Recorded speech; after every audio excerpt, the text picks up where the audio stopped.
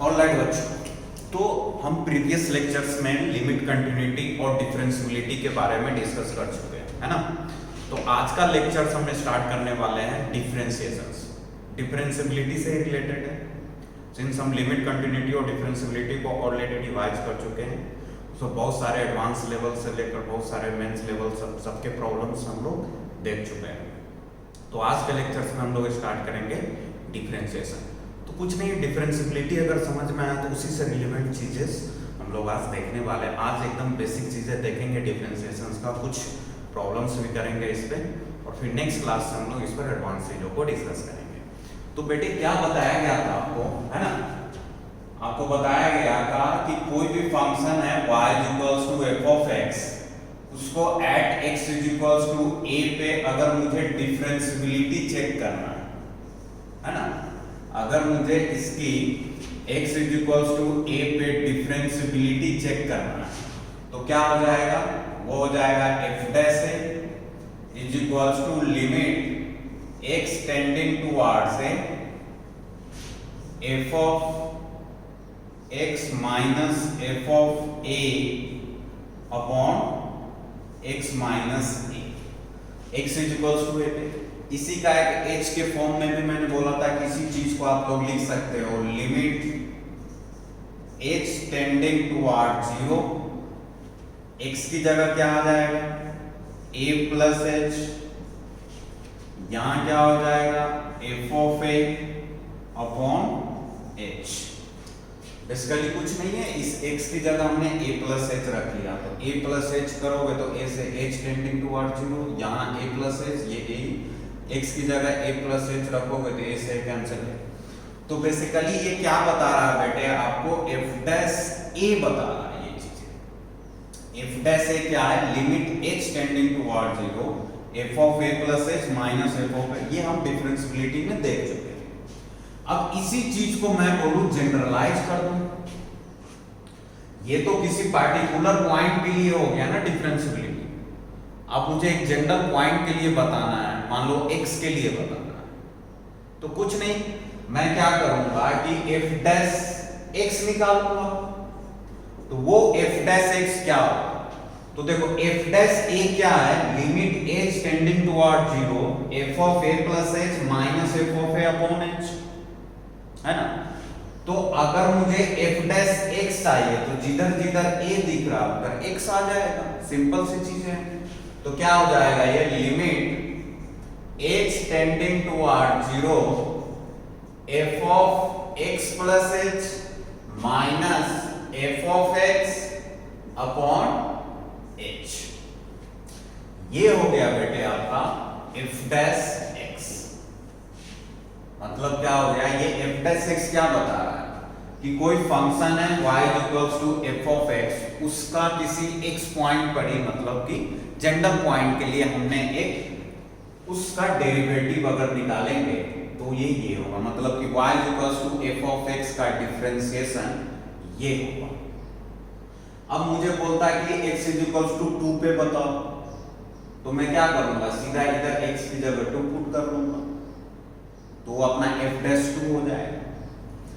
तो ये जो चीज है f'(x) बेटे आया, इसी को बोल, ये जो limit h tends to 0 f of x plus h minus, इस मेथड से निकालने वाले मेथड को बोलते हैं फर्स्ट प्रिंसिपल मेथड। मतलब कि अगर किसी function y = f of x का अगर आप इस मेथड से डिफरेंशिएशन निकाल रहे हो, अगर वो डिफरेंशिएबल फंक्शन है तो अगर उसका इस मेथड से डिफरेंशिएशन निकाल रहे हो तो हम लोग इसको क्या बोलते हैं, फर्स्ट प्रिंसिपल मेथड।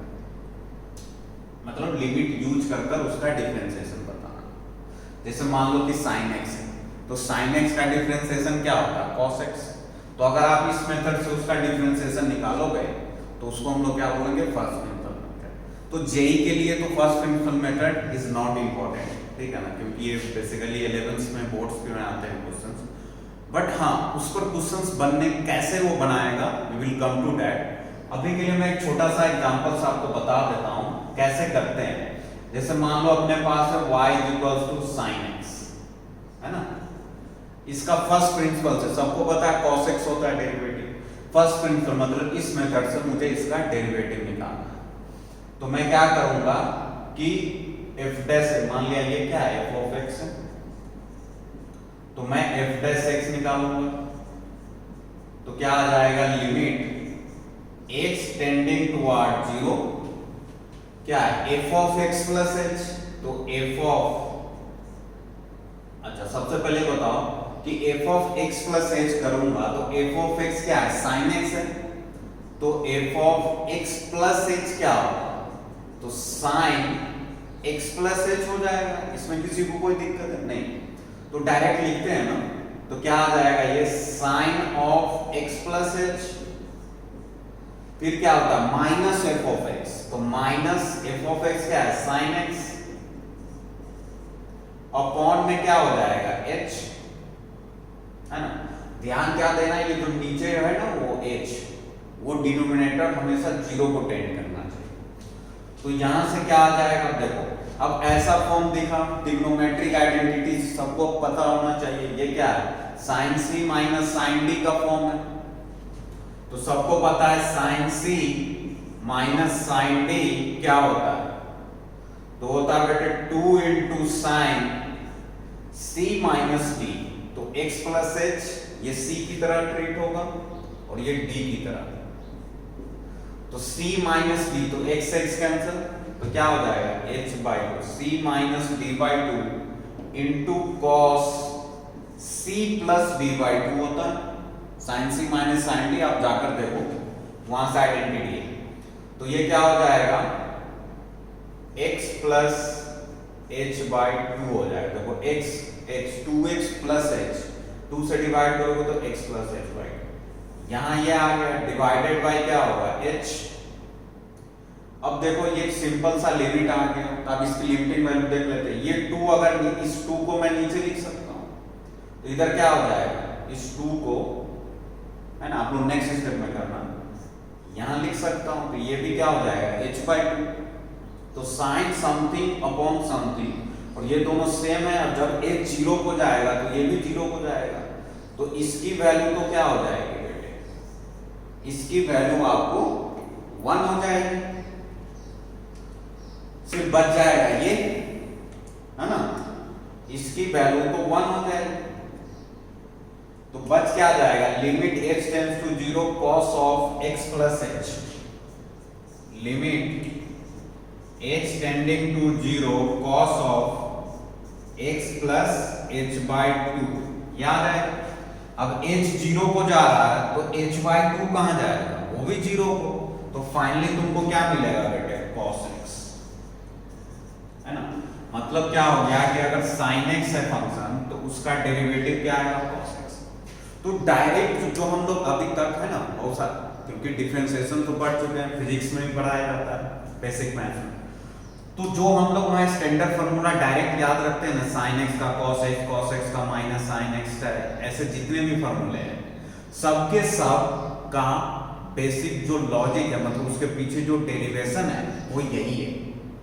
यहीं से सारे जनरेट होते हैं, जैसे यहाँ पर मैं जस्ट ऐसे एग्जांपल्स बताया, it's not important for JEE maths, but still आपको मतलब यू शुड हैव नो कि ये होता क्या, बस ऐसे रिकॉल कराया। अब आते हैं बेटे कि सर तो आपने ये बताया तो कहीं ना कहीं जेईई वाला इसका यूज कर सकता है, हाँ, तो जेईई वाले आपसे ये थोड़ी बोलेगा कि बेटे इसका डेरिवेटिव फर्स्ट प्रिंसिपल से बताओ, है ना, वो तो बोर्ड्स वाले का काम, तो जेईई वाले करेगा क्या, तो वो क्या करेगा ना, तुमको ऐसा कुछ एक्सप्रेशन दे देगा इस लिमिट फॉर्म में, और तुमको उसको रिकॉग्नाइज करना पड़ेगा कि ये फर्स्ट प्रिंसिपल्स पर अगर मैं इसको कंसीडर करता हूं तो ये बेसिकली किसी न किसी का डेरिवेटिव है, तो वहां से कम समय में मतलब विदाउट लिमिट निकाले आप उसका वैल्यू बता सकते हो। जैसे फॉर एग्जांपल कि अगर कहीं पर आपको ये दिखा मिल जाए क्वेश्चंस में, तो आप क्या बोलोगे कि sir f of x plus h minus f of x upon h, तो ये पक्का ना पक्का किसी का डेरिवेटिव है, तो किसका डेरिवेटिव है, तो जो इधर फंक्शन है f डैश x का। तो सिमिलरली इसी पैटर्न को कोई लिमिट अगर आपको दिखे तो आप उसको रिकॉग्नाइज कर बता दोगे कि ये इसका डेरिवेटिव है, तो वो बेसिकली है तो लिमिट का क्वेश्चन, लेकिन सिंस यू नो कि फर्स्ट प्रिंसिपल्स में हम डेरिवेटिव ऐसे डिफरेंशिएशन किसी फंक्शन का ऐसे निकालते हैं तो हम क्यों लिमिट, डायरेक्ट हम डिफरेंशिएशन लिख लेते हैं उस फंक्शन का। We will come to that, अभी एक एग्जांपल्स करेंगे, it will be clear. But एक छोटा सा चीज और है कि ये जो f डैश x है, आपको पता ही होगा, इसको डिफरेंट डिफरेंट चीजों से बताते हैं, तो इसको आप बता सकते हो क्या है। तो जो बेटे ये f डैश x होता है ना, इस f डैश x को आप लोग लिख सकते हो, जैसे ये y equals to f of x के लिए है, तो इसको आप लोग लिख सकते हो dy ओवर dx, है ना। मैं फिर रिपीट कर रहा हूं बेटे, dy ओवर dx का ये मीनिंग नहीं होता है कि dy ऐसे लिख दो और इनटू 1 अपॉन dx, ये गलत है। ये जो dy ओवर dx है ना, उसमें ये जो d अपॉन dx ये एक यूनिट होता है, इसको बोलते हैं डिफरेंशियल ऑपरेटर। क्या बोलते हैं? डिफरेंशियल ऑपरेटर इसको बोलते हैं, मतलब ये अलग नहीं हो सकता, है ना। यहां पर जो y है, जो फंक्शन है, वो डिफरेंट डिफरेंट हो सकता है, ये हमेशा एक साथ ही रहेगा। कोई बच्चा ऐसे लिखता है d ओवर dx, नहीं चलेगा। बेसिकली क्वेश्चंस का रिजल्ट तो उसका आ जाएगा ऑप्शन सब्जेक्टिव, लेकिन अगर आप ऐसे लिख रहे हो तो मैथमेटिकली इनकरेक्ट है, मतलब आपको d ओवर dx एक साथ ऐसे लिखना पड़ेगा, फिर यहाँ पर जो भी फंक्शन है, y है, कुछ भी है, इधर लिखने का, ये एक यूनिट होता है d ओवर dx। ऑलराइट, चलो, तो ये छोटी सी चीज मुझे बताना था। फिर उसके बाद इसको डिफरेंट डिफरेंट चीजें से डिनोट करते हैं, आपको पता ही है। किसी को आप लोग लिख सकते हो क्या, y डैश भी बोलते हैं इसको, या फिर df of x upon dx, है ना। देखो, बोलते तो है d over dy over dx, लेकिन बेसिकली वो होता क्या है, d dx एक साथ होता है, y x से होता है। समझ में आ गया? फिर इसको बहुत सारे डिनोशन, जैसे कैपिटल dy ऐसे भी इसको लिखते हैं, डिफरेंशियल ऑपरेटर को बताता है, डिफरेंट डिफरेंट नोटेशन है इसके, ये सारे ही। एक और इसका लिमिटिंग वर्जन है कि जैसे बेसिकली क्या है बेटे, ये देखो, ये क्या है तुम्हारे पास, f of x plus h minus f of x, है ना। तो f ऑफ x अगर y है, तो f of x plus h मतलब कि उस y में, उस y की वैल्यू जब x प्लस h हो जाए, तो बेसिकली ये क्या है, y का डिफरेंस है। अच्छा, h क्या है, तो पहले x और x प्लस h है, तो इस दोनों का डिफरेंस क्या है, मतलब ये x का डिफरेंस है। तो बेसिकली इसको f डैश x को आप, या dy ओवर dx को आप ऐसे भी लिख सकते हैं, लिमिट y का डिफरेंस और x का डिफरेंस, और जो x का डिफरेंस है वो 0 को जाना चाहिए, मतलब ये डेल्टा x कहां जाना चाहिए, 0। तो ये भी आप ध्यान में रखेंगे कि इस dy ओवर dx को limit delta x tends to 0, delta y upon delta x। अब मैं ये क्यों बताया, क्योंकि इसका यूज बहुत जगह फिजिक्स और केमिस्ट्री में, आई थिंक केमिस्ट्री में तो होता ही, थर्मोडायनामिक्स वगैरह में, है ना। तो यहाँ पर ध्यान देना कि जो चेंजिंग x है वो कहाँ जाना चाहिए, 0 की तरफ, और ऊपर में क्या आना चाहिए, चेंजिंग y।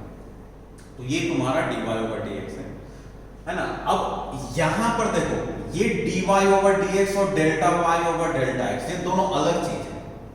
अगर कोई बोलेगा तुमको कि क्या सर dy ओवर dx बराबर होता है delta y over delta x, तो बिल्कुल गलत है। ये तो delta y over delta x ये क्या बता रहा है कि changing y upon changing x का रेशियो बता रहा है, लेकिन dy ओवर dx क्या बता रहा है, ये बता रहा है कि y का डिफरेंशिएशन x के रेस्पेक्ट में, है ना। कि मतलब कि y किसी एट ए इंस्टेंट पॉइंट पर उसका एवरेज चेंजेस क्या होगा। अब इसी में अगर मैं लिमिट लगा कि हाँ भाई, limit delta x tends to 0 del y upon del x, तब ये dy ओवर dx के बराबर होगा। मतलब जब तक ये चीज नहीं लगेगी तब तक ये दो अलग है। ये तो एक नंबर रेशियो आएगा, ये क्या है कि y का डिफरेंशिएशन x के रेस्पेक्ट में, है ना। तो ये चीज ध्यान देने वाली है, ठीक है। जब तक ये नहीं लगे ये दोनों इक्वल नहीं हो सकता। फिर वैसे आपको इसके बारे में बहुत डेरिवेशंस कराया गया होगा, क्यों कैसे, वो सब आप क्लास नोट्स में जाके देख सकते हैं।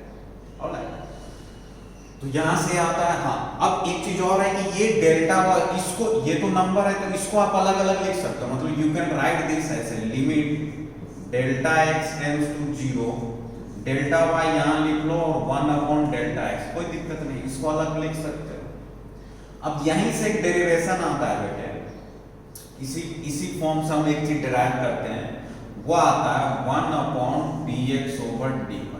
जाकर देखना, आपको कराया गया होगा। मतलब बेसिकली क्या है, ये dy ओवर dx है ना, dy ओवर dx इक्वल होता है 1 अपॉन dx ओवर dy।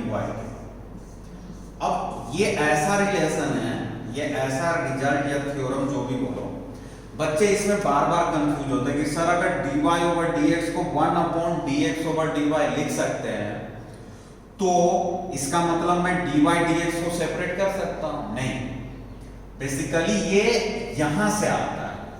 अब देखा डेरिवेशन है वो, आप देखो, बस अभी के लिए आप इतना समझो कि ये दोनों तो आपस में इक्वल होते हैं। मतलब dy ओवर dx को 1 अपॉन dx ओवर dy लिख सकते हो, लेकिन इसका ये मीनिंग नहीं है कि dy ओवर dx है ना, इसको आप dy इंटू 1 अपॉन dx लिख सकते हैं, ऐसा नहीं, तो सेपरेट नहीं कर सकते, ये होता है।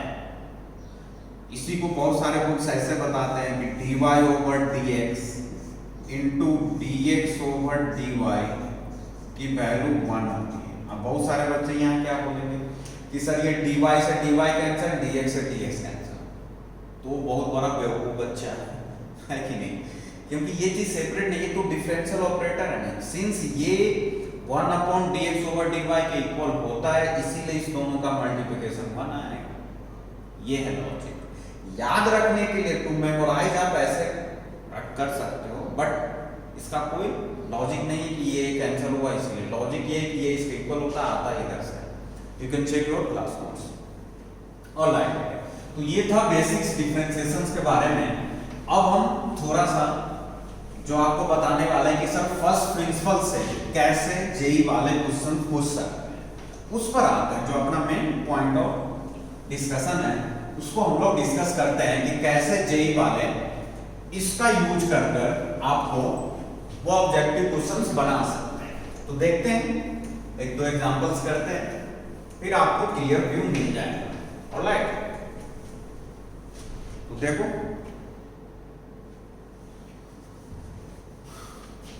ठीक है, जैसे क्वेश्चन है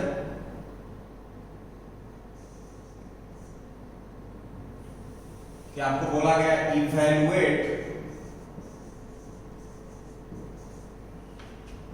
लिमिट h टेंडिंग टुवर्ड 0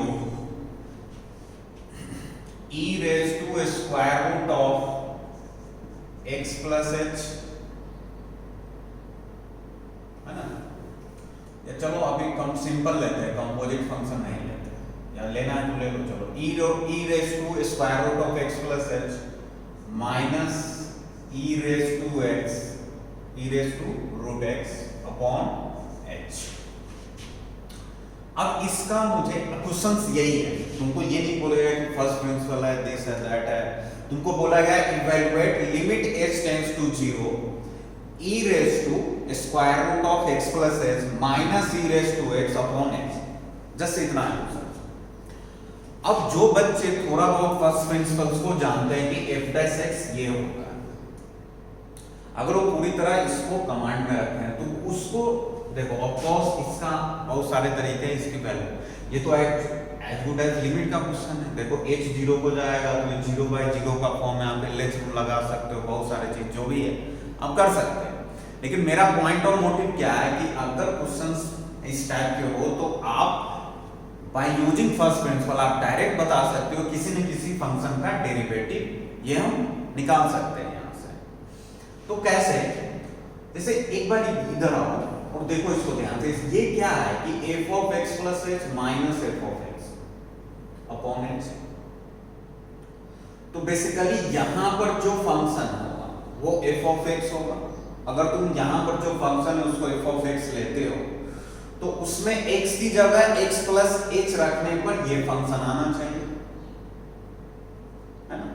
जैसे यहां पर देखो, अगर मैं इस में एफ ऑफ एक्स में e raise to square root of x को लिया तो इसका मतलब क्या है कि x प्लस h करने पे, अच्छा कोई जरूरी ना हमेशा x प्लस h होगा, जो नीचे है ना वो जीरो को जाना चाहिए।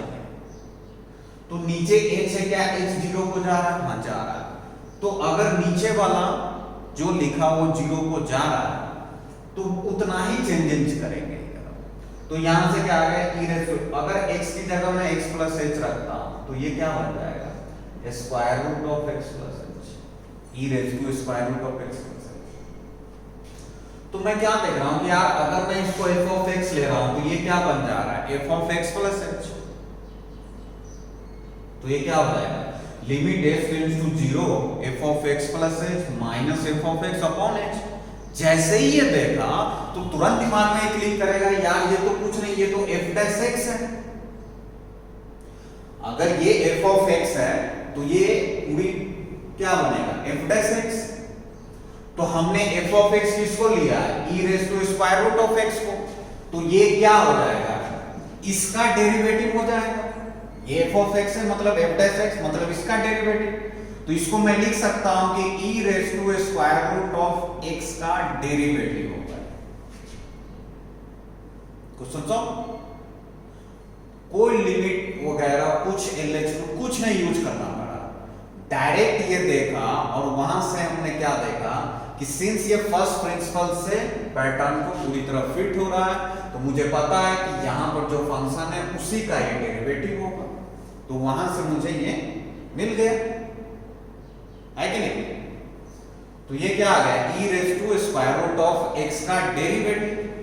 तो e raise to square root of x का डेरिवेटिव अभी के लिए बेसिकली इसमें चेन रूल आएगा, इसी लेक्चर्स में आएगा वो, ठीक है ना। अभी के लिए आप समझो, जो बच्चे जानते हो कर सकते हैं इसका डेरिवेटिव कैसे निकालेंगे। तो e की पावर x का डेरिवेटिव क्या होता है? e की पावर x ही होता है। तो आप तो इसको x मानो अभी के लिए, तो e की पावर x का क्या हो जाएगा? e की पावर x मतलब x की जगह क्या है? Square root of x। फिर क्या करते हैं? स्क्वायर रूट ऑफ x का 1 अपॉन। तो ये आपका फाइनल आंसर। तो ये क्वेश्चन था, सेकंडों में आंसर आया विदाउट लिमिट यूज किए, और लिमिट का कुछ इसमें रोल क्यों? क्योंकि मुझे पता चल गया फर्स्ट प्रिंसिपल। लिखेंगे इसको।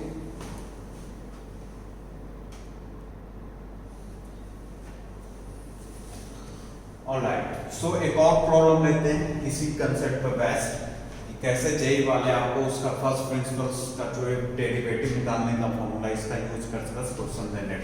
तो अभी हमने एक सिंपल सा क्वेश्चन देखे कैसे वो पूछ सकता है।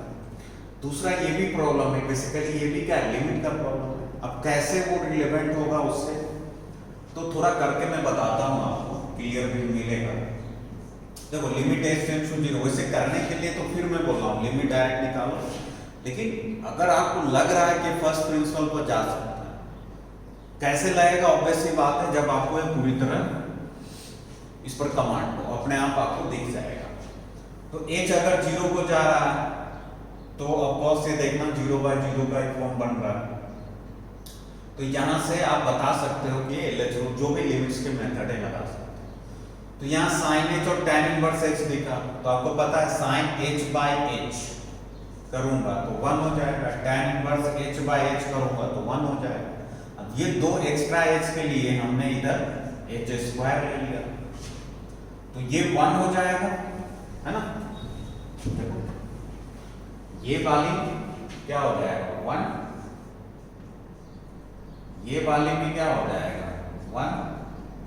तो बच गया h² इंटू h³ हो जाएगा। तो यहां से क्या आ जाएगा? Limit h tending to 0 sin square h³ plus π/3। अब देखो यहां पर क्या है कि ये तो 3/4 एक कांस्टेंट है, तो ऑफकोर्स अगर मैं इसको ले जाना चाहता हूं f of x plus h minus f of x पर, उस पर अगर ले जाना चाहता हूं तो यहां पर मुझे भी इसी फंक्शन के फॉर्म में इसको लिखना पड़ेगा। तो 3/4 है, तो आपको पता है साइन पाई बाय 3 क्या होता है, √3/2 होता है। तो साइन स्क्वायर पाई बाय 3 क्या होता है, 3/4 हो जाएगा। मतलब इसको मैं लिख सकता हूं साइन स्क्वायर पाई बाय 3 लिख सकता हूं या नहीं, होल डिवाइडेड बाय h, और ये h स्क्वायर और h क्या आ गया, h³ हो गया। इतनी बातें समझ में आ गई। अब ये उस फॉर्म में आ चुका है, बस अब अपने को रिकॉग्नाइज करना है कि f ऑफ x है क्या। तो बेसिकली क्या है ना कि यहां पर जैसे इससे प्रीवियस क्वेश्चंस में क्या था, वो f ऑफ x के फॉर्म में था। ऐसा था, देखो e⁻x + h minus e⁻√x upon h। तो ये क्या था कि ये x का ही वेरिएबल जो था x ही था, मतलब x के फॉर्म में f ऑफ x। अब यहां पर देखो ये क्या है, साइन स्क्वायर पाई बाय 3। तो मुझे हिंट कहां से मिलेगा कि यार इसमें जो ये पाई बाय 3 है उसमें क्या चेंज हो रहा है, h³ का h³ चेंज हो रहा है। जो चेंज हो रहा है ना वह नीचे भी है और वो 0 को भी जा रहा है, क्योंकि h 0 को जा रहा है तो h³ भी 0 को जाएगा। तो यहां पर मैं कुछ इससे रिलेवेंट निकाल सकता हूं कि x है x + h, तो इसमें h का चेंज हो रहा है, जो चेंज हो रहा है वही नीचे है और वो 0 को जा रहा है, बराबर है। तो मैं क्या सोचूंगा कि यार कि अगर मैं y = f ऑफ x या f ऑफ x को अगर मैं साइन स्क्वायर x ले रहा हूं, ध्यान से देखो, तो यहां पर तो x होना चाहिए और यहां पर क्या होना चाहिए, यहां भी x, तभी अपना काम बनता। लेकिन यहां x की जगह क्या पाई बाय 3 है। मतलब ये तुमको बोल रहा है कि अगर मैं इसको f ऑफ x को साइन स्क्वायर x लिया तो ये क्या हो जाएगा, f ऑफ पाई बाय 3 हो जाएगा।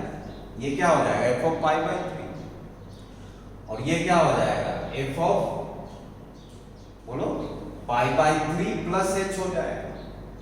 मतलब कुल मिलाकर तुम ऐसे समझो कि ये अगर f ऑफ x है तो मैं बोलूं, सॉरी ये f डैश x है तो f डैश a क्या होगा, यहीं से आया था। तो क्या था, limit h tends to 0 f of a plus h minus f of a upon h। तो यहाँ a का रोल कौन प्ले कर रहा है, पाई बाय 3। तो ये बेसिकली है क्या, तो अगर मैं इसको f ऑफ x ले रहा हूं तो ये पूरी वैल्यू क्या बनाएगा, f डैश पाई बाय 3। मतलब कि यहां से मैं इसको लिख सकता हूं f डैश पाई बाय 3। अगर मैं f ऑफ x को ले रहा हूं साइन स्क्वायर x, तो इसको मैं लिख सकता हूं f dash pi by 3। f dash pi by 3 का मतलब क्या हो गया कि f ऑफ x का डेरिवेटिव पाई बाय 3। तो मतलब क्या आ जाएगा, साइन स्क्वायर x है तो साइन स्क्वायर x का derivative eight x = pi by 3, यही आंसर हो जाएगा। साइन स्क्वायर x का डेरिवेटिव निकालना आगे रूल्स है, अभी के लिए आप इतना समझो। बहुत सारा साइन स्क्वायर x का क्या हो जाएगा 2 sin x, फिर sin x का करेंगे तो क्या हो जाएगा cos x। इसकी वैल्यू x = पाई बाय 3 पर निकाल लो, क्या आ जाएगा 2 sin pi by 3 √3/2 cos pi by 3 1/2। ये आपका ना चेक कर लो, यही आंसर। मतलब कहने का मीनिंग ये है कि आप इसको तो कर सकते हैं लिमिटिंग से डायरेक्ट भी, है ना, लेकिन हम ये बताना चाह रहे थे कि कैसे फर्स्ट प्रिंसिपल को वो मॉडिफाई करके या कैसे उस पैटर्न को क्वेश्चंस ऐसे पूछ सकता है अगर आपको पता है। मतलब आपके दिमाग में चल रहा था ना कि सर यहाँ से तो ये तो थोड़ी पूछेगा कि कोई फंक्शन है उसका फर्स्ट प्रिंसिपल से, जेई वाले तो पूछ नहीं सर, तो जेई वाले कैसे पूछ सकते हैं उसके लिए हमने ये 2 एग्जांपल्स आपको ऑलराइट। इसको लिखो। नेक्स्ट हम लोग आते हैं डिफरेंट जो रूल्स है, मेथड्स है, डिफरेंशिएशंस में जो यूज होते हैं उसको एक बार डिस्कस कर लेते हैं और उस पर कुछ प्रॉब्लम देखते हैं, ठीक है। चलो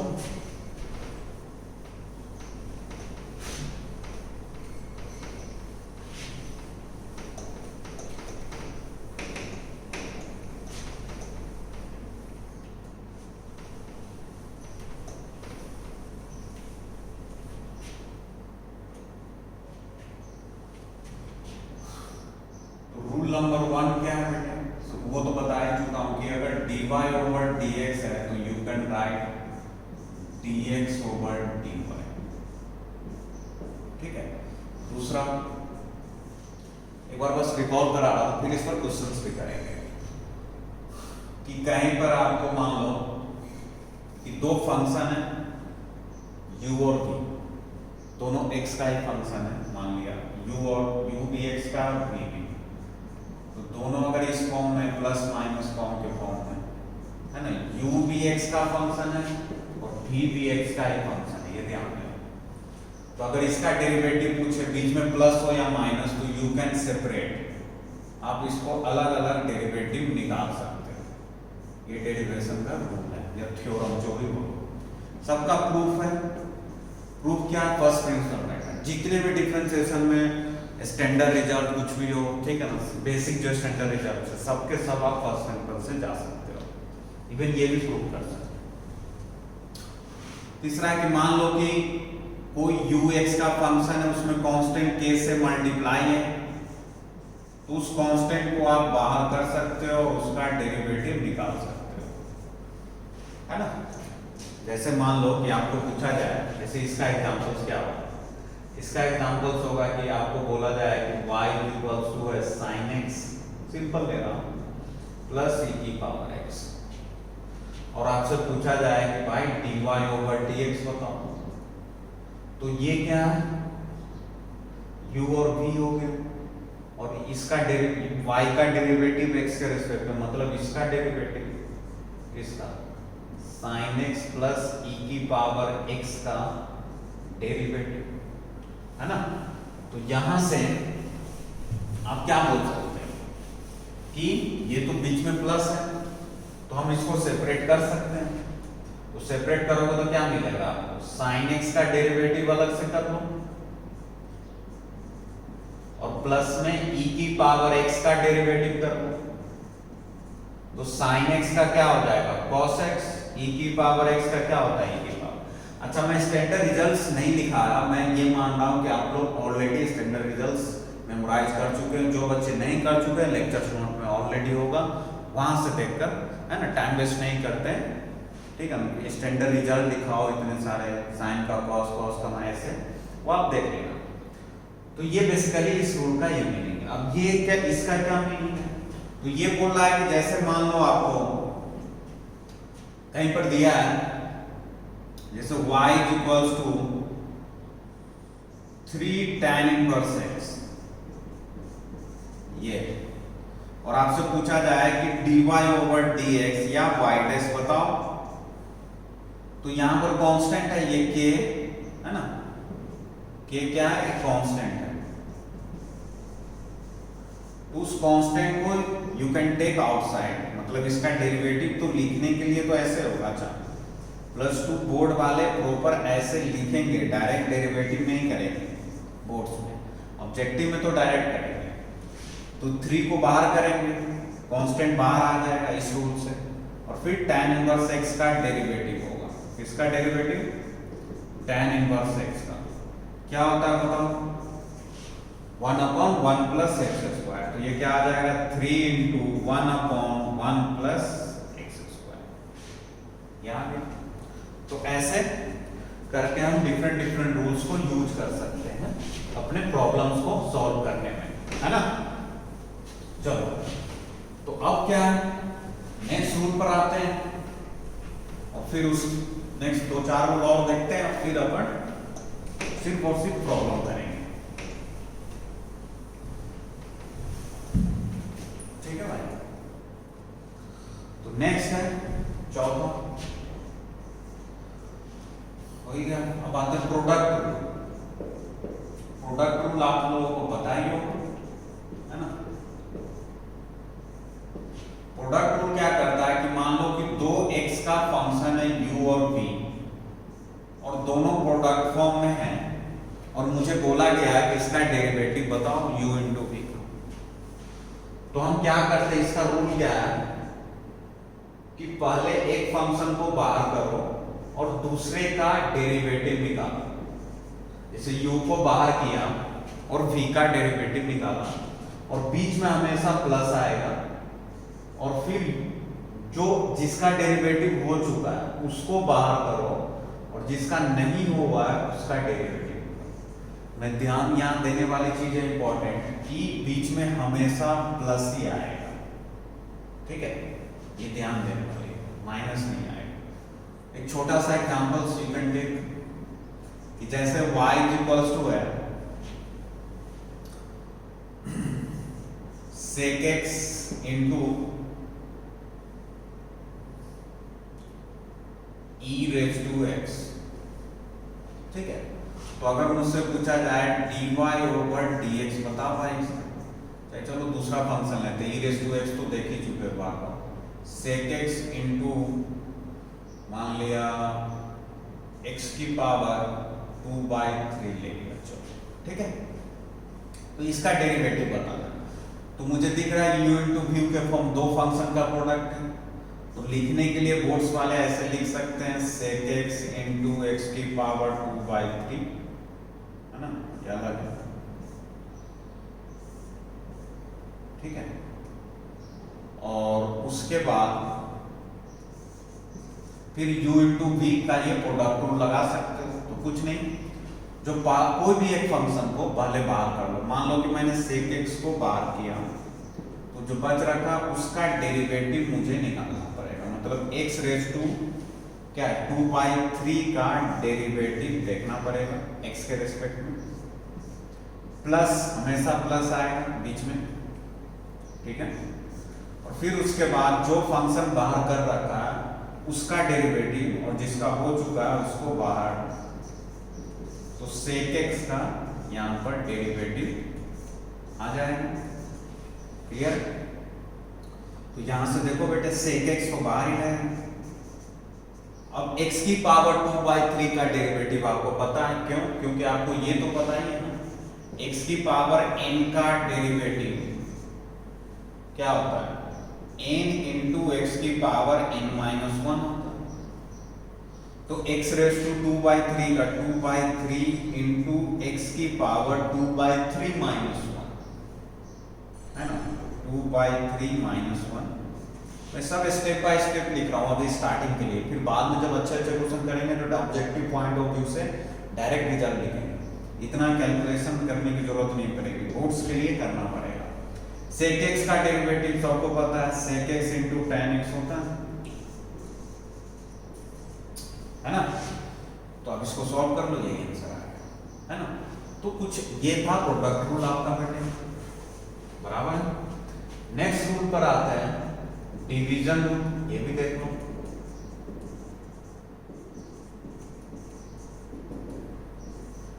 डिवीजन रूल क्या बोलता है कि मान लो वही u और v दो फंक्शन है। अच्छा एक चीज और बता सकता हूं, है ना, इसी में नोट्स देकर लिख सकते हो कि ये जो प्रोडक्ट रूल है ना, इसको आप एक्सटेंड कर सकते हो कितने भी फंक्शन के लिए, जैसे अभी दो ही फंक्शन मैंने लिया u और v, इसी चीज को आप एक्सटेंड कर सकते हो 3, 4, 5 जितने इनफाइनाइट फंक्शन के लिए कर सकते हो। ये प्रोडक्ट रूल इसी तरह ट्रीट होगा, मतलब कि जैसे मान लो कि आपको 3 फंक्शन दे दिया, है ना, मान लेते हैं 3 फंक्शन a b c, तीनों x का फंक्शन है और इसका मुझे डेरिवेटिव निकालना है। तो आप कुछ नहीं, जैसे यहाँ की हो, जैसे पहले एक को बाहर किए दूसरे का डेरिवेटिव, फिर दूसरे को बाहर किए पहले का डेरिवेटिव, तो यहाँ पर अब दो बाहर होगा। तो हमने क्या किया कि पहले a और b को बाहर किया और c का डेरिवेटिव निकाल लिया। मैं फिर बोल रहा हूँ a b c यहाँ पर तीनों x का फंक्शन है, कांस्टेंट मत ट्रीट करना, क्योंकि कांस्टेंट का डेरिवेटिव क्या होता है, 0 होता है। तो ये हो गया, फिर प्लस आएगा ही।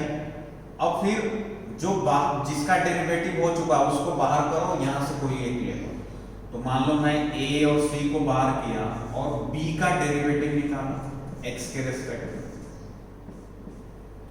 फिर देखो c का डेरिवेटिव हो चुका है, a और b बाहर, b का डेरिवेटिव हो चुका है, a और c बाहर, फिर क्या होगा, b और c बाहर हो गया, a का डेरिवेटिव कर रहे हैं। मतलब कुल मिलाकर क्या है कि अगर ये 2 की बजाय 3 आ जाए, मान के चलो आपके पास आ जाए कुछ भी ले लो स्क्वायर रूट ऑफ एक्स, है ना, tan x, है ना, into e raise to x। अगर मुझसे इसका डेरिवेटिव, तो यहाँ पर 3 फंक्शन है, तो यहाँ भी प्रोडक्ट, क्योंकि तीनों प्रोडक्ट में, तो हम प्रोडक्ट रूल लगा सकते हैं। कुछ नहीं, दो को बाहर करो, इस दोनों को बाहर करेंगे, इसका डेरिवेटिव, फिर क्या करेंगे कि इस दोनों को बाहर करेंगे तो इसका डेरिवेटिव, है ना, और फिर इस दोनों को बाहर करेंगे तो इसका डेरिवेटिव, मतलब कि 2 को बाहर करो तो इसका। इसी तरह 4 होता तो 3 को करते हैं, है ना। आएगा, क्वेश्चन आएगा, घबराने का नहीं, ठीक है। ऑलराइट, चलो देखो इसको, चलो ये आपके लिए होमवर्क रखो, इसको कर ट्राई करना। अब डिवीजन रूल पर आता है। डिवीजन रूल क्या है? u by b. मान लिया डिवीजन रूल मतलब ऐसे डिवीजन के फॉर्म में 2 फंक्शन गिवन है। जैसे फॉर एग्जांपल्स अपने पास है कि बोल दिया जाए कि भाई इसका डेरिवेटिव बताओ, sin x upon x square का डेरिवेटिव बताओ। तो उस केस में हम डिवीजन रूल अप्लाई करेंगे। क्या बोलता है डिवीजन रूल?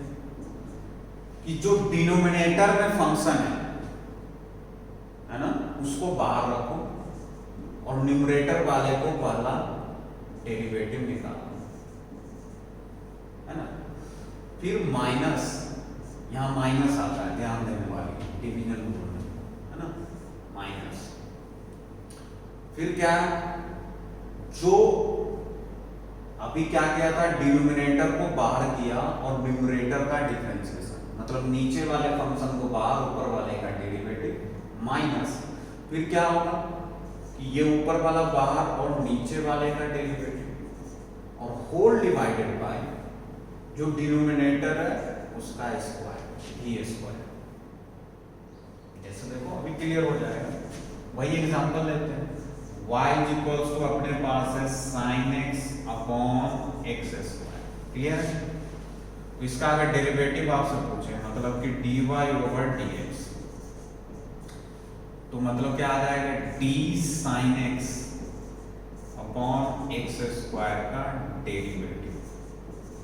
तो करना क्या है कि जो नीचे फंक्शन है, नीचे क्या बेटे, x स्क्वायर, तो उसको अपन बाहर रखेंगे, पहले न्यूमरेटर ऊपर वाले का डेरिवेटिव होगा।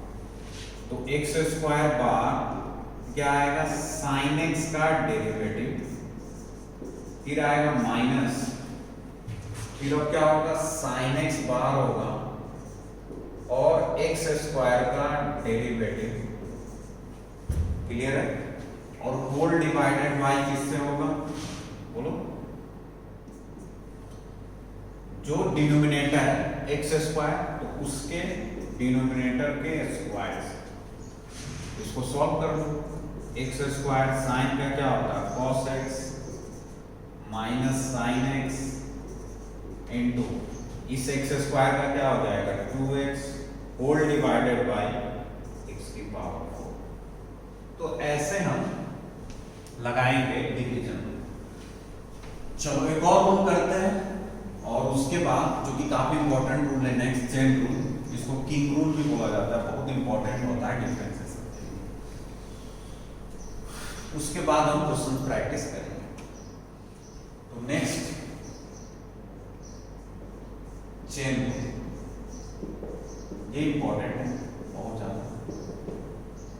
बेसिकली चेन रूल जो होता है ना, आपको इसका एप्लीकेशंस बोला जाए तो कंपोजिट फंक्शंस के डिफरेंशिएशंस में, या मतलब बहुत जगह ये अप्लाई होता है, स्पेशली कंपोजिट फंक्शन जो होते हैं, f of g of x function के अंदर फंक्शंस है, तो उसमें फिर चेन रूल बहुत हेल्पफुल होता है। देखो जैसे ये चेन रूल बोलता क्या है कि अगर आपको लिखा हुआ है dy ओवर dx, है ना, मतलब क्या बता रहा है कि y का डेरिवेटिव x के रेस्पेक्ट, तो चेन रूल डिफरेंशिएशंस में अप्लाई होते हैं। वो ये बोलता है कि अगर मान लो कि y का डेरिवेटिव अब किसी भी नए फंक्शन के रेस्पेक्ट में कर सकते हो, या नए वेरिएबल के रेस्पेक्ट में कर सकते हो। तो अभी x के रेस्पेक्ट में होगा, तो मैंने मान लिया कि इसको कर लिया t के रेस्पेक्ट में, और फिर से इस नए वेरिएबल को आपको लिखना पड़ेगा जो पुराने वेरिएबल x के रेस्पेक्ट में हो रहा था। जिससे पहले क्या था, y का डेरिवेटिव x के रिस्पेक्ट में हो रहा है।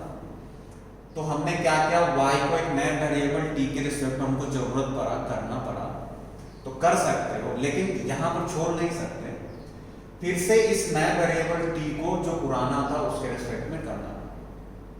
अच्छा, इसका नाम चेन रूल क्यों पड़ा? बेसिकली मुझे मतलब एक लॉजिक क्या मतलब इसे याद रख सकती है चेन रूल क्यों पड़ा। बेसिकली ये चेन की तरह चलता रहता है, ऐसा कुछ लॉजिक होगा या I don't think so. Basically क्या बोल रहा है कि आप चाहो तो इसको चेन की तरह एक्सटेंड कर सकते हो, मतलब कि मैंने y को पहले t में किया, फिर t को मैंने r में किया, कितने भी नए वेरिएबल इंट्रोड्यूस कर सकते हो, फिर r को मैंने s में किया, और फाइनली लास्ट में जब आपको लग गया कि अब नहीं तो उसको फिर से x में करना पड़ेगा। मतलब चेन, पहले y को t में किया, फिर t को r में नया, फिर r को s में किया, फाइनली फिर s को x में कर दिया। तो यहां से ये आ गया, क्लियर है? तो अब ये चीज आप याद रखने के लिए बोल सकते हो क्या, इधर हो, इससे ये कैंसिल हो जाएगा, इससे कैंसिल, इससे फाइनली dy ओवर dy, लेकिन ऐसा लॉजिक नहीं है। लॉजिक है इसका डेरिवेशन से प्रॉपर, ठीक है, वो बताया गया होगा क्लास नोट्स में, आप जाके देख सकते हैं, ठीक है।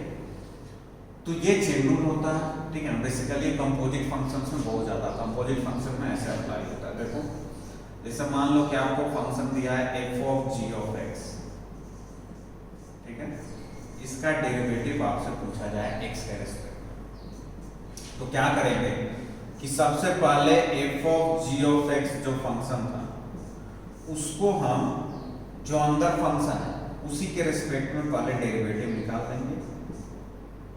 चेन रूल का ही एप्लीकेशन है ना, डिफरेंशिएशन ऑफ कंपोजिट फंक्शन। फिर से क्या करेंगे, सिंस ये नए वेरिएबल के रिस्पेक्ट में कर दिया मैंने, तो फिर से अपने को इस नए वाले को फिर से पुराने में लाना पड़ेगा, ठीक है ना। इसी को बोलते हैं डिफरेंशिएशन ऑफ कंपोजिट फंक्शन। अच्छा, ये अगर, अच्छा यहाँ पर बहुत सारा कंफ्यूजन से दूर करिए, एफ जी ऑफ एक्स होता क्या है ना, ध्यान देना इसी चीज को, पहले इसको देख लो, ये है क्या, तो ये है F dash ji of X, मतलब G F dash ji of X, मतलब इसके रिस्पेक्ट में ये क्या है, जी डैश एक्स, मतलब इसको मैं क्या लिखूंगा, f dash ji of x, जैसे कहीं पर ये रहता है d of f of x upon d x, तो इसको मैं क्या लिखता हूँ, एफ डैश एक्स, मतलब एफ ऑफ एफ के अंदर जो है उसी के रिस्पेक्ट में, तो एफ डैश एक्स, तो एफ ऑफ अंदर जी ऑफ एक्स इसी के रिस्पेक्ट में, इसको क्या लिखेंगे, f dash ji of x, ये जी ऑफ एक्स है एक्स के रिस्पेक्ट में, तो ये क्या हो जाएगा, जी डैश एक्स। और ये जो है ना, ये क्या है, तो ये है f of g of x, इसका डेरिवेटिव, मतलब इसका डेरिवेटिव बराबर होगा f dash ji of x into g dash x. ध्यान देना कि ये दोनों अलग है, F dash ji of x का ये मीनिंग है, और f of g of x dash इसका ये मीनिंग, ठीक है। तो ये कंपोजिट फंक्शन में चेन रूल काफी हेल्पफुल होता है, ठीक है बेटे। एक बार आप उसको लिखो, फिर प्रॉब्लम करते हैं।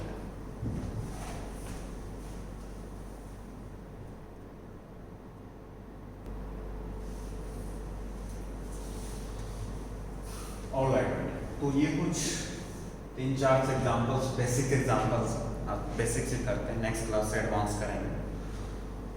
तो जैसे पहला है y = sin x की पावर 4, सभी में अपने को dy ओवर dx बताना है, तो यहाँ सब के सब कंपोजिट फॉर्म में, उसी फॉर्म को हम लोग करते हैं। तो क्या बोला गया, चलो एक मैं करता हूँ, y = क्या है, sin x की पावर 4 है, तो dy ओवर dx का क्या मीनिंग होता है, तो इसका मीनिंग होता है d sin y की जगह जो है उसको पुट कर दिया, इसका डेरिवेटिव है ना, तो यहां से क्या आ जाएगा, d sin, तो बेसिकली क्या है ना कि अगर सिर्फ sin x होता तब तो हम direct d sin x upon dx को cos x लिख देते, लेकिन यहाँ x की जगह क्या है, x की पावर 4 है, तो जैसे अभी था ना f of g of x था, मतलब x f ऑफ x की जगह g ऑफ x, तो पहले इसको g ऑफ x में करेंगे, मतलब इसको पहले जो अंदर है x की पावर 4, तो x की पावर 4 के रिस्पेक्ट में करेंगे, और फिर से x की पावर 4 को हम लोग करेंगे अब x की रिस्पेक्ट। तो यहां से क्या आ जाएगा, अब देखो ये साइन x की तरह ट्रीट होगा, क्यों, क्योंकि x की पावर 4 यहां था, इसी के रिस्पेक्ट में हो रहा है। जैसे पहले साइन x था, तो साइन x का डेरिवेटिव x जो यहां उसी के रिस्पेक्ट में, तो इसको डायरेक्ट क्या लिखते थे, cos x। तो सिमिलरली यहाँ साइन x की पावर 4 है, तो x की पावर 4 के रिस्पेक्ट में हमने इसको लिख लिया, तो अब ये साइन x की तरह जो फॉर्मूला वही लग जाएगा, क्या हो जाएगा, cos x, लेकिन x है क्या, तो cos x की पावर 4 हो जाएगा इसका, फिर इनटू x की पावर 4 का सबको पता है 4x क्यूब होता है। जिस बच्चे को फॉर्मूले नहीं याद एक बार जाकर देखो नोट्स, ठीक है, तो ये हो गया इसका। फिर सेकंड देख लो, सेकंड में क्या है, y is equals to tan inverse ln x, तो क्या है बेटे, tan इनवर्स ln x, तो जब मैं dy ओवर dx लिखूंगा तो क्या लिखूंगा, d of tan inverse ln x लिखूंगा या नहीं लिखूंगा, लिखूंगा, होल डिवाइडेड बाय dx। अब यहां पर तो प्रॉब्लम है भाई कि ये तो सिंपली tan इनवर्स x तो है नहीं, tan इनवर्स x की जगह पे इधर क्या दे दिया इसने, ln x, है ना, tan इनवर्स x की जगह पर इसने क्या दे दिया, ln x, तो मतलब पहले मुझे इस tan इनवर्स समथिंग को उस समथिंग में करना पड़ेगा, मतलब इसको देखो अभी मैं स्टेप बाय स्टेप लिख रहा हूं, बट ये सिर्फ बोर्ड्स में जब आपको क्वेश्चंस आए तभी लिखना है ना, बार बार इसको स्टेप बाय स्टेप लिखने की जरूरत नहीं है, आप डायरेक्ट करेंगे ऑब्जेक्टिव क्वेश्चंस के लिए, वो भी करेंगे नेक्स्ट क्लास में। तो ये tan इनवर्स समथिंग था ln x, उसमें मैंने किया, और फिर से अब क्या करना होगा, चेन रूल, तो ln x को x के रिस्पेक्ट में करना पड़ेगा, तो यहां से tan इनवर्स x की तरह भी ट्रीट होगा, अभी नहीं हो सकता था क्योंकि x के रिस्पेक्ट में था, अब ये ln x में आ गया, तो ये tan इनवर्स समथिंग उसी में हो रहा है, तो tan इनवर्स x का जो फॉर्मूला है उधर हम अप्लाई कर सकते हैं। तो tan इनवर्स x का क्या होता है, 1/1 प्लस x स्क्वायर, तो x की जगह क्या है, ln x, तो ln x का स्क्वायर हो जाएगा, इनटू ln x का क्या होता है, 1/x, तो ये आपका आंसर, ठीक है। नेक्स्ट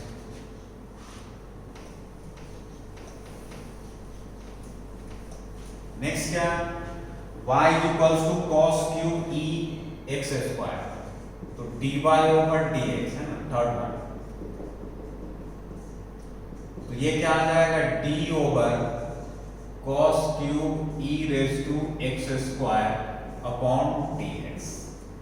यार अब देखो इसमें बहुत सारे बच्चों को कंफ्यूजन होता है ना, ध्यान से देखो, ये cos क्यूब है यहाँ, ठीक है, अच्छा ये चीज तो आपको पता है ना कि sine x square is not equal to sine square x, ये दोनों अलग अलग चीज है। साइन x स्क्वायर मतलब आर्गुमेंट का स्क्वायर होता है, मतलब जो एंगल है उसका स्क्वायर, साइन स्क्वायर x का मतलब कि पूरे साइन x का होल स्क्वायर, इसका ये नहीं, मतलब साइन स्क्वायर x को आप लोग sine x into sine x लिख सकते हैं, इसका साइन x स्क्वायर मतलब सिर्फ एंगल का स्क्वायर होगा, ऑलराइट।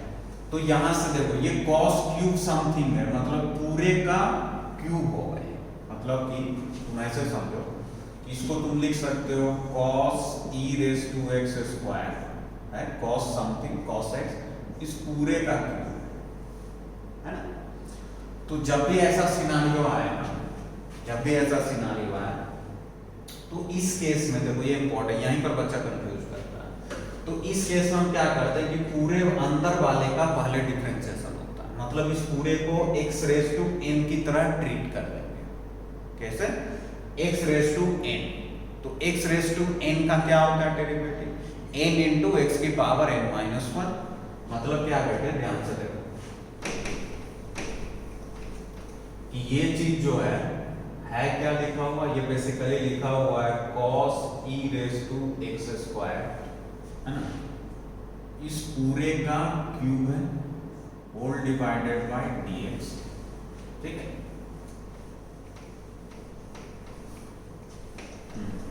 ये तो यहां से अब ये x रेज टू n की तरह ट्रीट होगा, लेकिन ये x तो है नहीं, तो पहले जैसे ऐसा होता तब तो हम सीधा लिख देते 3x स्क्वायर, क्योंकि x रेज टू n पर जा रहा है, इधर जो x है उधर यही लिखा। यहां तो x का रोल कौन प्ले करेगा? cos e raise to x square. तो यहां पर क्या आएगा? पहले देखो, इसको हम लोग ऐसे लिखेंगे, अगर बोर्ड्स में, मतलब प्रॉपर एक्सप्लेन कर रहा हूं स्टेप, तो होल डिवाइडेड बाय जो x के प्लेस पर है वो यहां लिख दो, लिख दिया। और फिर से अब सिंथ कंपोजिट हो गया, तो मतलब जिसके नए वेरिएबल्स इंट्रोड्यूस किया, तो चेन रूल क्या बोलता है, इसको फिर से करना पड़ेगा। तो फिर से मुझे क्या करना पड़ेगा? cos e raise to x square का डेरिवेटिव निकालना पड़ेगा। अब फिर से इसको सिर्फ x में करूं तब तो काम बनने से रहा, है ना, सिर्फ x में तो होने से रहा वो, क्योंकि सिर्फ cos x तो है नहीं। अगर सिर्फ cos x होता तब तो सिर्फ x में काम चल जाता, लेकिन यहां क्या है? e raise to x square, एक cos x, तो x के प्लेस में क्या है? e raise to x square. तो फिर से मुझे इसको e raise to x square में करना पड़ेगा। थोड़ा सा अच्छा प्रॉब्लम मिल गया। फिर क्या करेंगे?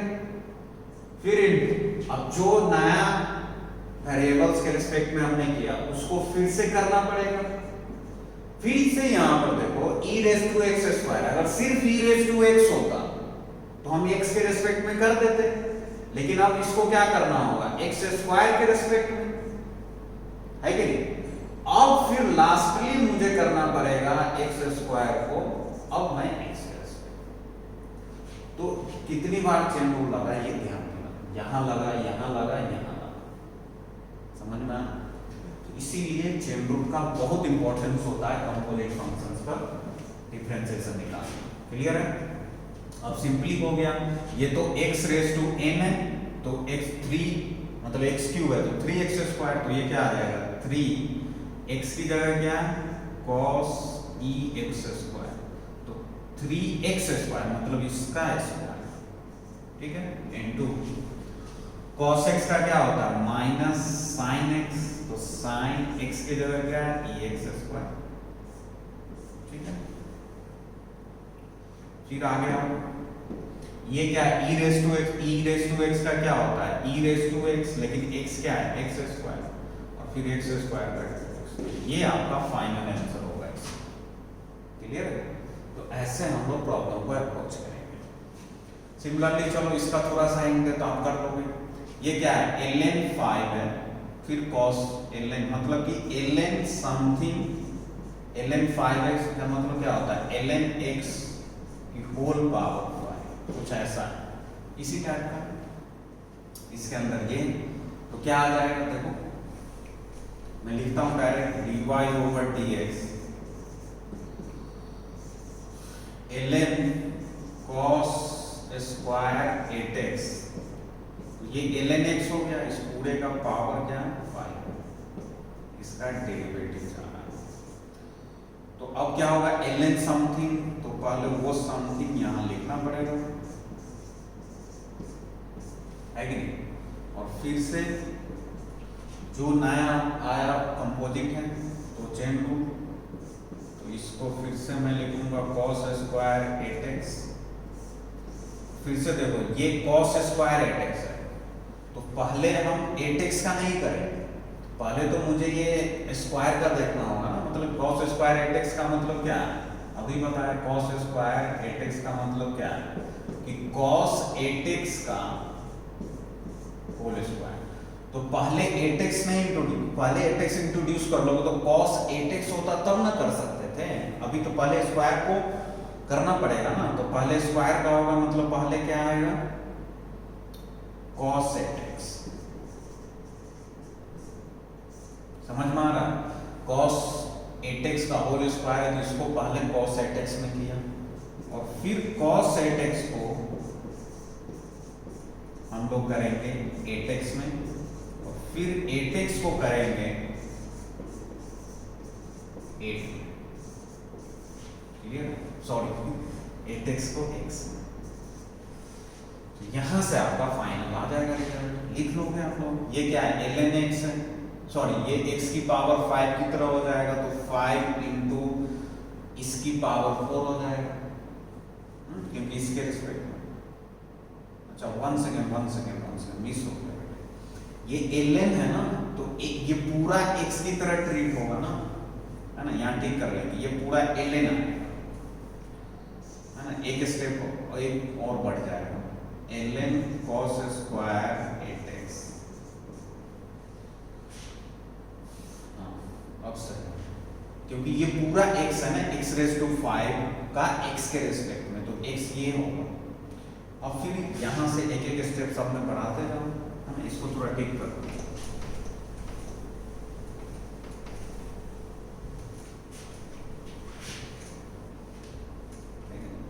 ये x है, तो x रेज़ टू 5 था, जैसे वहां किया ना उस टाइप से, x रेज़ टू 5 का x में हो गया अंदर। अब इस अंदर वाले का करेंगे तो क्या आएगा, d ln cos square 8x, और फिर से ln समथिंग है, तो पहले हम लोग इसका करेंगे, इस समथिंग के रिस्पेक्ट में करेंगे इसका, ठीक है। फिर से अब इसका करेंगे,